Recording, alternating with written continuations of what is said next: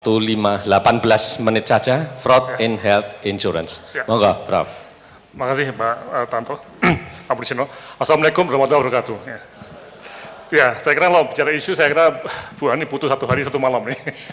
Banyak sekali, dan ini hanya satu isu dari Bu Ani mengenai fraud. Ya. Oke, ya, jadi di sini saya akan mencoba untuk melihat ke kira-kira bulan Januari ya, waktu meeting di Bandung, kita membahas mengenai bagaimana peran ICBM untuk fraud ini ya, dan pada waktu itu kita membahas banyak hal seperti ini ya. Nah, mengapa kita perlu jaringan ICBM? Karena ini sangat-sangat penting untuk membahas tadi yang Bu Ani sangat risaukan mengenai isu klaim ya yang sangat tinggi ya, sudah berapa 6,8 triliun ya, dan ini nggak cuma masalah besar, tapi semua mata auditor itu termasuk KPK juga melihat ke Bu Ani. Makanya Bu Ani tambah kurus sekarang. Ya, nah jadi ini yang kita bahas di Bandung, untuk apakah mungkin tim ICBM itu bisa menjadi tenaga ahli yang independen untuk BPJS ya. Nah, sebagai tenaga auditor atau apa nanti kita lihat. Nah, karena prospeknya juga ada. Jadi ini menarik. Jadi kalau kita lihat dana yang triliunan tadi itu ternyata belum ada satu sistem untuk monitoring dan evaluasi yang independen. Jadi ini potensi untuk penelitian di sana itu sangat-sangat terbuka logikanya ya. Jadi program ini perlu untuk kita coba bentengi dengan penelitian yang bagus ya. Nah, pertanyaan yang di Bandung dulu, apakah jaringan ini tertarik enggak? Nanti kita lihat ya setelah 10 bulan ini ya. Nah, pasca pertemuan ini kami banyak membuat pelatihan dan pengembangan, termasuk juga riset untuk ICBM ya. Ada beberapa teman yang ikut ya. Nah, hasilnya, jadi di sini saya akan mencoba untuk melihat bagaimana situasi sekarang pasca pertemuan di Bandung. Yang pertama mengenai situasi pembiayaan ya, kalau kita lihat memang betul ya. Jadi potensi fraud kalau kita lihat memang di rujukan. Tadi yang Bu Ani katakan, Bu Ani grogi betul pada rujukan. Kalau yang primer itu sudah dipatok ya. Jadi rujukan ini bisa potensial karena kalau kita nggak hati-hati. Nah ini yang menarik ya. Kita diskusi dengan banyak-banyak rumah sakit, itu ada 3 skenario, A, B, dan C. Ya. Nah ternyata hampir semua rumah sakit itu milih di skenario C. Intinya apa? Ada fraud di rumah sakit saya, sengaja atau tidak paham. Ya, ini menarik ya. Jadi tidak ada yang mengatakan tidak ada fraud di rumah sakit saya, jadi semua mengakui ada. Ya. Nah yang menarik juga, mereka mengharapkan ada tindakan dari penegak hukum. Dan rumah sakit juga berusaha melakukan pencegahan internal. Nah ini yang menarik ya. Jadi semua sudah mulai sadar adanya potensi fraud. Ya. Nah, ini. Kenapa? Nah ini yang menarik tadi. Ketika bicara mengenai kerugian, jadi BPJS tadi yang disampaikan Bu Ani itu bisa terjadi apakah betul 6,2 triliun ya sampai hari ini mungkin ya. Jangan-jangan harusnya cuma 5 triliun karena ada tadi. Nanti kita bisa lihat bagaimana situasi di Amerika Serikat, tapi yang jelas sekarang sudah banyak rumah sakit itu yang tanda kutip ya, yang mengatakan bahwa kita bisa untung dari BPJS dengan cara mengutak-ngatik apa yang disebut sebagai coding-coding, atau juga memasukkan pasien ke rumah sakit yang sebenarnya tidak boleh mondok atau tidak perlu mondok, atau ada kasus misalnya harusnya cuma dispalek bisa itu dioperasi pakai menggunakan ortoped yang canggih. Jadi macam-macam cara. Ini sudah mulai. Dan ini kalau tidak kita cegah itu akan seperti penyakit menular ya. Jadi rumah sakit yang bisa terima banyak dengan cara-cara yang tidak benar itu bisa membuat yang lainnya ingin ikut seperti itu. Nah inilah. Jadi tanpa pencegahan dan penindakan kerugian akan membesar. Nah ini. Jadi ada kemungkinan. Nah, tadi yang kita lihat Jawa Tengah tadi ya, memang Bu Ani sudah membuat semacam intervensi ya, 3 bulan terakhir ya, jadi sudah mulai agak turun ya. Tapi yang terjadi di Jawa Tengah, kita bisa melihat seperti yang merah itu ya, dari Januari sampai sekarang itu naik terus ya. Sementara, nah ini, di NTT yang kekurangan tenaga, kekurangan rumah sakit itu flat seperti ini, jadi tidak nambah ya. Nah, kalau kita baca angka itu lebih ekstrim lagi.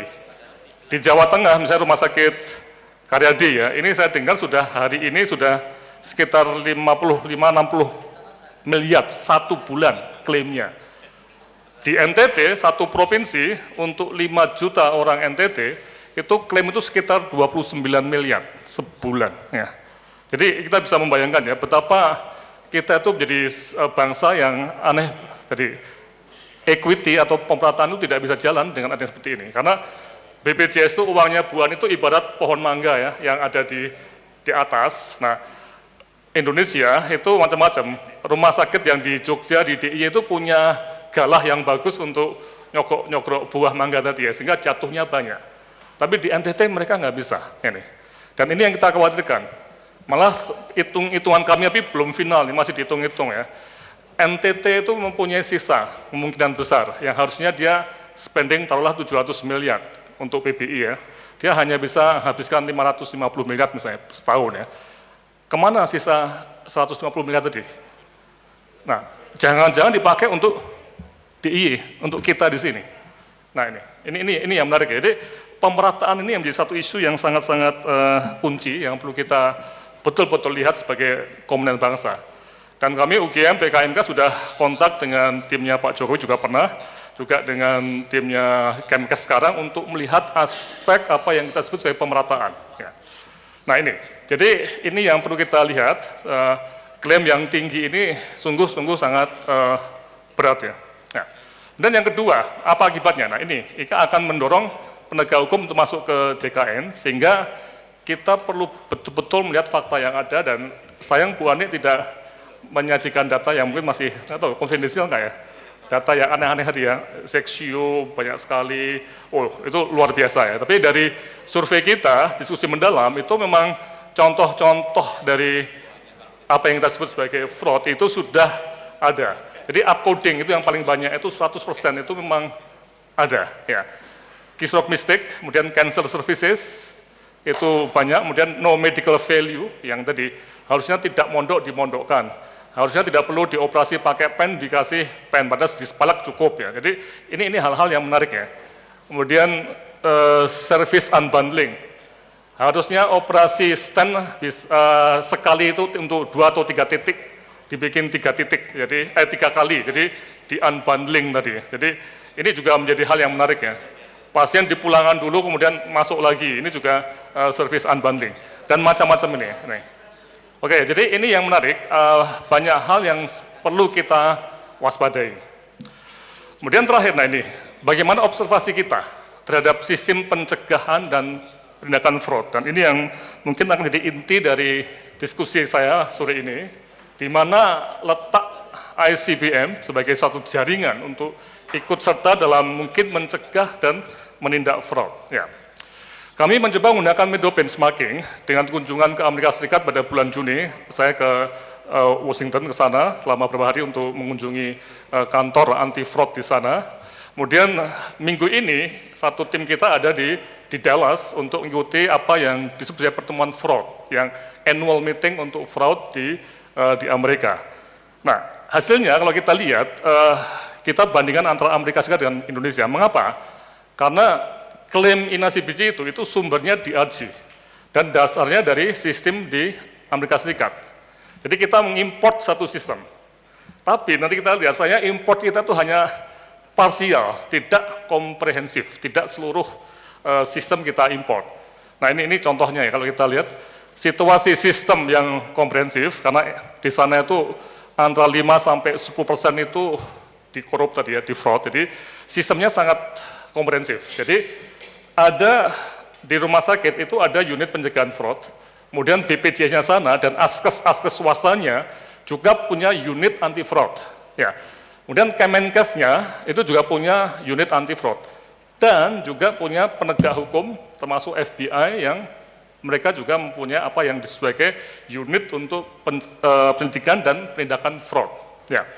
Jadi minimal ada 4 kelompok ini contoh di FBI, termasuk ada healthcare fraud, ya, kemudian juga penindakan yang sifatnya ada yang administratif dan juga ada yang sifatnya pidana perdata. Jadi lengkap, ini yang menarik ya, lengkap. Nah ini contoh, press release tanggal 26 Februari, di mana pemerintah Amerika mengatakan bahwa kita bisa merilis kembali, menghidupkan kembali atau uang yang dikorup tadi sebesar 4,3 billion Itu naik dari tahun sebelumnya yang 4,2 billion US dollar. Itu bisa di recovery, bisa ditarik kembali, dibayarkan kembali. Jadi rumah sakit yang terbukti fraud itu diminta untuk mengembalikan uang, dan inilah jumlahnya. Ya. Nah, jadi ini ada pencegahan dan juga ada penindakan. Ini. Ada deterrent dan ada action, jadi ada pengancam. Ini.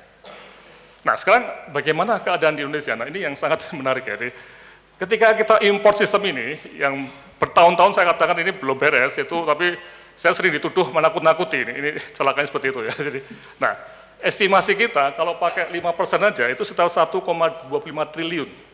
Jauh lebih besar dibanding korupsi Hambalang. Kalau pakai 10%, 2,5 triliun. Hambalang itu cuma 500 miliar. Ya. Dan ini dikerjakan bisa berkali-kali dan bisa tambah terus bertahun-tahun. Nah, gapnya apa yang terjadi? Nah ini, kalau di Amerika Serikat lengkap seperti ini, sebagai pembandingnya, di Indonesia, nah ini, kita tidak atau belum punya semacam sistem anti-fraud yang ada di BPJS yang bagus sekali. Tadi Bu Ani itu baru eksperimen di Jawa Tengah, tapi belum ada satu sistem yang nasional. Saya bilang Bu Ani, mungkin sistem nasional bisa diadopsi untuk BPJS nasional, sistem Jawa Tengah tadi. Ya. Kemudian, nah ini, Kemenkes sedang membangun sistem ini bersama UGM juga, kami membantu Kemenkes untuk bikin peraturan-peraturan, regulasi. Nah, ini yang menarik, rumah sakit sudah dengan beberapa rumah sakit, Dirjenbuk dan UGM juga kerjasama untuk pembikinan rumah sakit itu apa semacam anti-fraud di rumah sakit. Nah, yang terjadi, nah ini kita khawatirkan ya, jadi ini belum ada, nah yang ada adalah langsung ke KUHP, ini yang terjadi. Yang di Indonesia. Jadi kita belum punya sistem yang di sini, yang ada adalah pasal-pasal umum yang ada di KUHP, yang barang siapa yang begini-begini ya, ini untuk fraud di asuransi mobil, fraud di asuransi lainnya, penipuan itu pakai pasal ini plus asuransi. Jadi totalnya itu sekitar 5